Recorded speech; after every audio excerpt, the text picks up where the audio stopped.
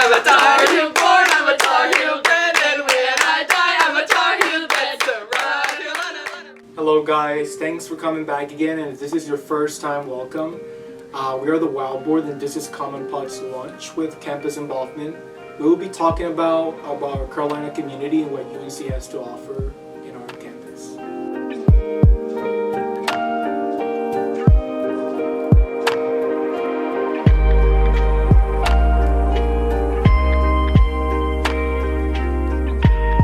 Hey guys, welcome back. Today we're talking about leadership and development. Alright, so that's like a really interesting topic to talk here at Carolina. So let's start with the importance of leadership and development here at Carolina. Especially, let's try to focus on clubs first, and then we can move on to other areas. I know at the beginning of the year, we all talk about clubs and how we want to get involved in that. That was our Carolina Community Campus Involvement, which is the podcast. Were you seeking a leadership role after you got to know the club a little better? I would say definitely. I think once you start resonating a bit more with the clubs and what they're trying to convey, I think you're called to be part of that and be engaging with them and helping them out. I think that's key. I also think that at the beginning of the year, you definitely feel very set back because I feel like it's very rare, but some clubs do take incoming freshmen as part of their executive board, which I feel like can get kind of scary. But I definitely feel like once you get to know a bit more and you start to understand what it's like to be in a club, that's when you can really just like dive into that area of leadership. And I really resonate with this topic specifically because in high school, I was part of so many clubs where I was president and all that, but then moving in back to UNC where I'm a freshman, I have to start all over again. It's obviously a lot more difficult. And I also believe in quality over quantity with clubs. So when I was starting off, instead of just like joining like 10 different clubs where I was just a member and I focused on the few clubs I was passionate about, and luckily I was able to land an executive role for QAB. And this is an interesting instance where I was fortunate enough where there was like an executive like open spot, and so usually like this club or this position is for like seniors or juniors, but I was able to interview for the position, and then so I was basically like in charge of like upperclassmen, like juniors and sophomores and seniors, which was like an interesting thing to like navigate, but that just shows that like, you know, if you truly just like put your effort and like focus on the few clubs that you're part of, like you can like land executive leadership roles with clubs that you're a part of. I think I had kind of similar experiences to you guys. I had in high school I had some presidential roles, and so I went to college thinking, yeah, I'll do all of this and this, but then I felt like I had too much in my plate, so I wanted to just start off as a member, and it was really cool because it taught me that being a leader isn't just a position. Like, it's not something like only people in this position can do. It's what everyone can do. It's like advocating for the group and like just learning how to collaborate and, you know, making sure how you kind of delegate tasks to one another. That's also a form of leadership that may not be on like a name tag, but it's still there and it's present. And adding on to that, my favorite quote is, leadership is not just a position, it's a skill. And so I say that everywhere. I just want that in there. Yeah, I totally agree, yeah. And I resonate when you said quality over quantity. I know I started with like so many clubs, like I barely could keep up. And little by little, I like started dropping some of them until I like was with the ones I like. So I think that's very important. Regarding leadership, do you guys got any hot takes here at Carolina that you have experienced? I would say that leadership isn't always set in stone. It isn't always about falling behind like other president's roles or other leaders' roles. It's maybe taking the initiative. If you see that maybe there could be a change or maybe a new event could be involved, that's where you can take charge. And it's just, again, showing you that it's not something that is necessarily a position and shouldn't be confined to a position, but it's something that everyone can do and has access and the ability to do. And I agree that leadership is in all shapes and sizes. You don't have to be like the loudest, most extrovert person in the room to be a leader. Like, you can still be an introverted person and still have quality ideas. And leadership is about you're able to be in a position, like for example, like an exec role where you can actually execute ideas and like have the power or like just like being able to execute is basically what I'm trying to say. Yeah, for sure. Yeah, my hot take is like leadership sometimes isn't for everybody, but I feel like it is necessary. Like, I feel like even if you're not in a specifically like set or you're labeled as somebody with power in a club or something like that, I feel like the skills that leadership gives you like go so like beyond just the name of being president of a club. I feel like the skills are the ones that really just help you out in life in general. Right, because leadership isn't just like about the club, it's about like you're interacting with people, you're, telling people what to do, not in like a bossy way, but it's like human interactions as well. And so I think leadership is all encompassing, and like you said, not everyone is like born to be a leader. You don't have to put yourself in a leadership role. It's more about like if you want that leadership role but you don't think you fit the necessary criteria, but like it's something that you want, then it's something that you should pursue. It's like you got that feeling to bring more to the club than what you can. Yeah, I totally agree.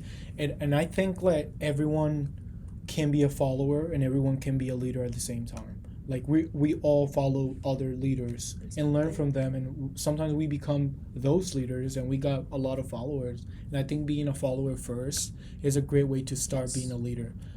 I know I have a lot of experience with leadership, especially in high school.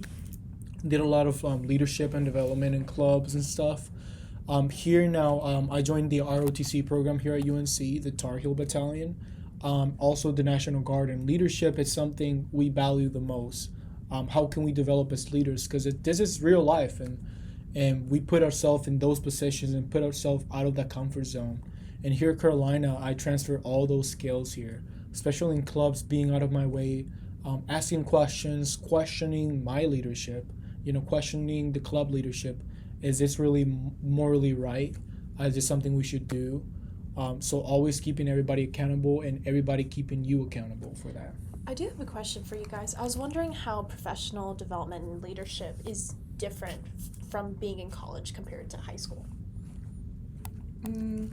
I definitely think I really like what you just said, and I feel like that's one of the biggest things about being a follower. I think a great leader knows when to follow sometimes, and that is exactly like a hard thing to learn when you come here, that you built yourself up, as you said, up in high school, and you have all these positions, and then you come here and you are starting again, and there's nothing wrong with that. And I feel like there's value in learning from other people's like leadership styles. So I definitely think that is one of the biggest differences, is just starting over and understanding that sometimes you're no longer the person with the most impressive resume or the person with the best skills. You're learning, and that is what's so valuable about all these clubs and all these possibilities of new positions. Exactly, yeah. And I agree that everyone has to start from somewhere. And in high school, I think, there are similarities and differences. But I think that, to be a leader, like I think Felix, you had already said, that you have to be a follower first. No one starts off as a leader first, because then you have no idea what's going on. And from upperclassmen that I've spoke to who are in like executive level positions, presidents, most of the time they've started off as like just committee members, and then like through the years with experience getting to know the club, like stepping up and then getting those executive roles where they can have more say in them. Do you guys remember the experience that taught you how to balance like leadership roles and personal college academic life? Honestly, I think high school set me up really well for it. I was super busy in high school, like just overworking myself, was like the president of like 5 clubs, and then was doing like 2 sports on top of that, plus keeping up with all my AP classes. And I think that rigor is what set me up for college. But honestly, like I think I'm honestly like a lot more laid back than I was in high school, because I was at the point of burnout, if not already burning out. So in college, that's where I told myself, like, it's okay to have fun, like also prioritize like having a social life, but you can still, have extracurriculars and have academic life. It's honestly just really about time management and what you prioritize. Yeah, that senioritis was kicking in. It for was. senior year. Yeah, I know you guys can relate with that. But yeah, separating that leadership roles and like the development from your personal life, as you were saying, it's like really important. You got to set those boundaries. Even if you have a friend and it's in the same club as you, you can just have special treatment for somebody. Give more resources. If we're working on a project, give more resources to this person just because you know them or something. You gotta learn how to manage like your people and learn how to be equal with everybody. And also setting boundaries for yourself. Don't overwork yourself, because at the end of the day, you're gonna leave, and the club's still gonna be there. Okay, it's not the end of the world. Here at UNC, and I think one of my tips to setting that boundary, like for me during the weekends, I try not to reply to any emails. That's like I try to like, okay, like they can send a million emails, I will not get to them until Monday, because I feel like the weekends are so important for me to like do my personal stuff and keeping myself like motivated to continue the Monday through Friday routine. So I think that's a really good boundary I set for myself at the beginning of the year. Yeah, one of my biggest tips is probably that if you're going to be a member in a club, you have to be a good member. Like, you have to not only show up, but be present and be able to, like, talk with the people that you're with, but also with the executive board. I feel like that's something very important, that if you want to reach that leadership position, you have to get yourself out there. People have to get to know you, and you have to make sure that you're showing the version of yourself that is going to be up there, because if you show up a fake version, then it's not going to work out for you, and that's worse. And I think a really important part is that when people may not get the leadership positions they want, they immediately fall back and it's like, oh, I'm not interested. I won't make as much of a difference as I wanted in this club. But there's still so many possibilities that aren't really stated on paper, you know. And so, yeah, just being aware of Yeah, that. totally agree. And I think like you were saying, some people, like, if they don't get the leadership positions, sometimes they quit the club and be like, okay, never mind. I know I was like that for like a minute. I know junior year of high school, it was like something really silly. I didn't get the random acts of kindness presidential role, and I guess I understand why, but I immediately quit. I was like, okay, then if you don't think I'm kind enough, then I guess I left. But now that I see it, that meant that I didn't care about the club. I just needed that position. Yeah. And I think that was a really bad habit. But thankfully, like, that changed, like, after senior year and now through college. Like, if I join something, it's because I care of it. Yeah, now that I think about it, I feel like the no's lead to a bigger yes. Like, I remember getting rejected so much last semester, and then finally a random position opened up for a scholarship. And I just resonate a lot with the message of the scholarship and what they're doing. And so being part of that executive board, I feel like made me realize how if I had gotten previous positions, I would have never even batted an eye for this one. And I feel like that's something that I value a lot. Like, trusting the process, I feel like, is something that can be challenging. And a lot of people tell you that and you don't want to listen, but it's true. Like, you just have to understand that you're eventually going to end up where you need to be. Yeah, totally agree. And now we want to move to the Carolina way, right? The personal stories that has made us here at UNC. I know I can start with one. I wouldn't say recently, but at the beginning of the year, there was a ELC club, which is Empowerment Legal Consulting, which was a global brigade that was taking students in the pre-law area to Honduras to help with legal cases, like family cases and stuff. And I got involved with the group. I really liked the idea. I'm from the area, so I was like, sure, why not join? And right now I'm in the executive team, and we work, with fundraising. I'm part of the language specialist, so we talk about culture before we go to Honduras. How we gonna understand the culture first and deal with the language barrier and all that, and also help the fundraising team with the cause of everybody going. And yeah, so that was a really nice experience for me, getting that leadership experience and answering questions from so many students, like, well, where am I gonna get all this money from? And be like, well, we're gonna fundraise this money, and you're just gonna pay like this bit out of pocket, and working with students like that. So getting that development in my leadership and in my personal character. Yeah, thank you for that. I guess my personal story has a lot to do with kind of what I went through recently about leadership development.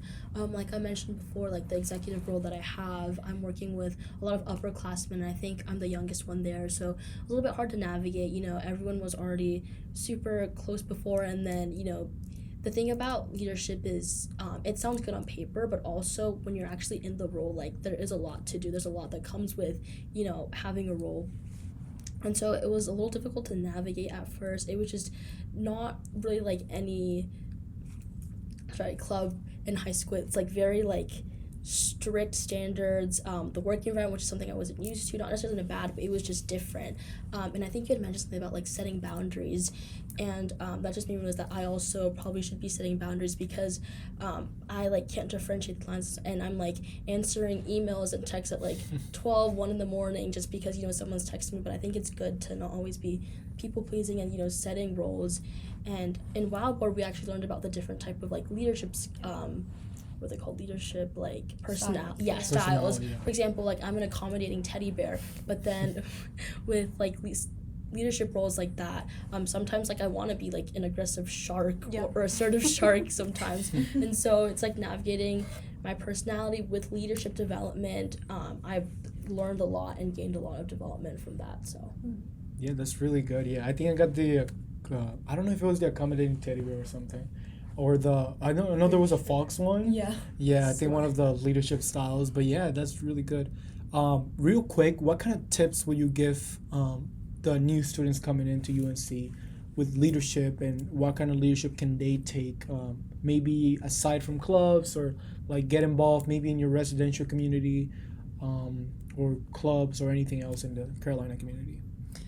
I'd say just being there physically is the first step forward. I think it was a shocker for me realizing how easy it is for people to remember you, because I joined these club positions be like, oh, I don't feel like I'm doing enough leadership wise. I don't feel like my effect is as big, and so I like kind of draw back.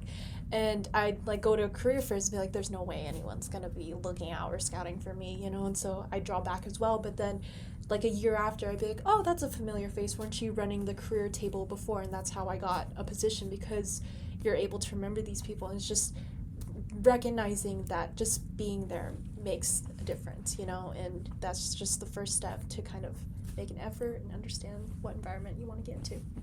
My tip would be, sometimes it's gonna sound weird, but be selfish. Like, you're not always meant to be in certain positions. Like, you don't want to put yourself in just a leadership position to like fill it out. I guess, because maybe you're a good leader and maybe you're okay with being part of a club, but if you're not really that involved with the club, then keep yourself in positions that you're really going to make an impact, not only on the people that are in the club, but also in the community that you're working for, and for yourself as well. Sometimes you got to just make sure that you put yourself in that decision as well. Yeah, I totally agree with Maria. My advice would be to really care and be passionate about what you're trying to be a leader of, because it does come with a lot of time commitment and work, and if you're not willing to put that in and just to put it on your resume, it's not really something that you should go for. So I'd say the first step is to care and be passionate, and then go from there.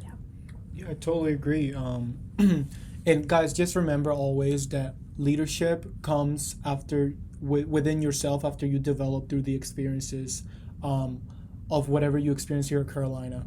All right, so challenges will come, awkward moments will come, a lot of no's will come, but always pick yourself up. You still got 4 more years here. You got a lot of time. So don't stress yourself out if you don't get a leadership position in a club or in another service here at UNC.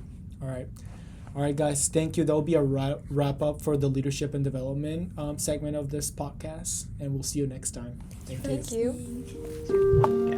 Hello, guys. We hope you enjoyed this episode of Campus Involvement. Be sure to follow our social media found in the description below, and also check our site at go.unc.edu/pods for more Common Pods launch content. Until next time, Tar Heels.